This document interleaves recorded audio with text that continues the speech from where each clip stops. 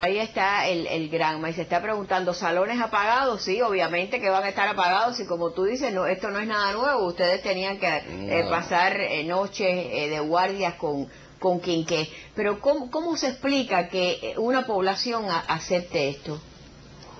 Ninoca, yo me imagino que, mira, porque yo también fui partícipe de esos apagones y esto, primero, en un estado de desespero muy grande, de desesperanza.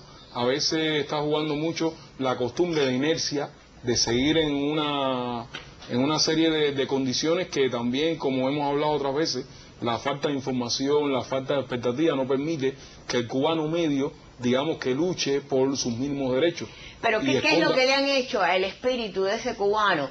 Que cuando sale a donde están los hoteles los ve iluminados y ve que su hospital está apagado, porque yo me recuerdo cuando los huracanes pasaron por Cuba, el testimonio de una señora que decía, la única luz que se veía era la del hotel, y nosotros estábamos sin luz en el medio de aquella oscuridad inmensa, era en una de las provincias. ¿Qué le han hecho al espíritu del cubano para tener que aceptar todo esto? Amedrentarlo, engañarlo y desinformarlo. ¿Y entonces en qué dirección? Por ejemplo, los hoteles son los que están con luz porque es la única en medio de la situación que tienen imperialismo, de cerco, de acorralamiento, de arrinconamiento, es la única vía de obtener dinero para que la revolución siga subsistiendo y siga resolviendo, entre comillas, una serie de problemas como la canasta básica, etcétera. A pesar de que uno sabía, y mucha gente sabía, de que la canasta básica primero empezó a disminuir y después no se hablaba de canasta básica. Sí, eso no se hablaba de canasta básica porque en realidad... ¿Pero qué canasta básica? Estamos hablando de una libreta de racionamiento que le dicen de abastecimiento. No, ahí existe, yo creo que todo radica en los métodos represivos que ellos han tenido de por siempre. De hecho, ellos a diario dan el mensaje, golpean a damas, golpean a opositores en las calles, que es sabido en todas las provincias de Cuba, todo aquel que sale a protestar, los golpean, los arrastran, los llevan a las prisiones y de hecho las condenas son larguísimas.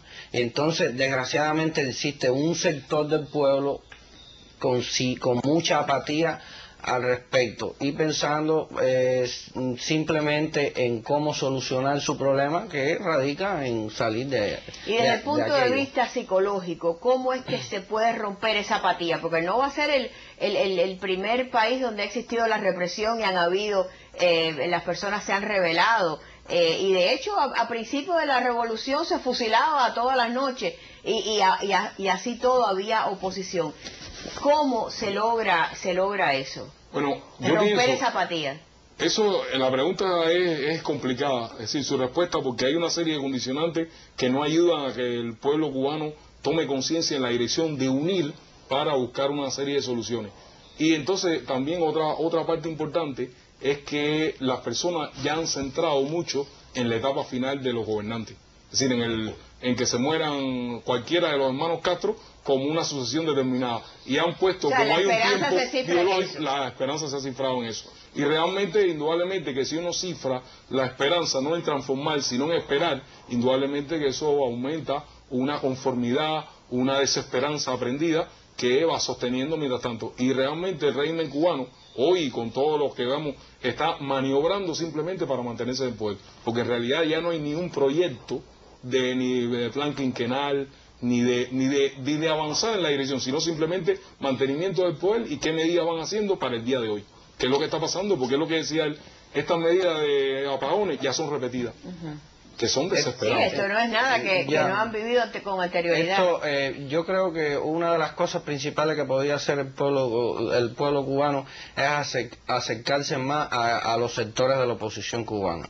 De hecho, hay miles y miles de opositores en Cuba protestando en contra de todas las medidas antipueblo que tiene aquel régimen y desgraciadamente, vuelvo a repetir, muchas personas de la esquina de un Víctor Rolando Arroyo o de un José Luis García Pérez Antúnez o de un Julián Enrique Martínez Báez cierran los ojos y no los miran y ni quieren saber sus nombres. Yo creo que esos son los verdaderos embajadores de la libertad en Cuba que hace falta para que no existan todos estos problemas.